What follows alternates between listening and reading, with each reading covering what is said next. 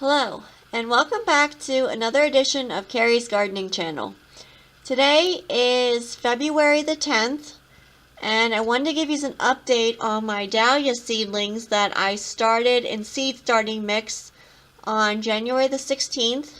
You can see how much they've grown here, and that one is actually almost touching the light.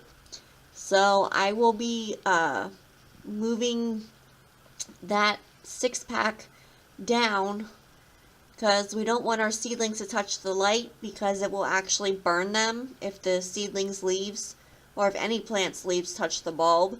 It will actually burn your plants. So we don't want to do that. So I will be moving that one then.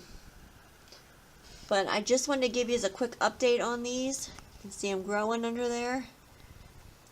So if you like my video, please like, comment, subscribe. If you have any questions, you can leave them below and I will try and answer them for you.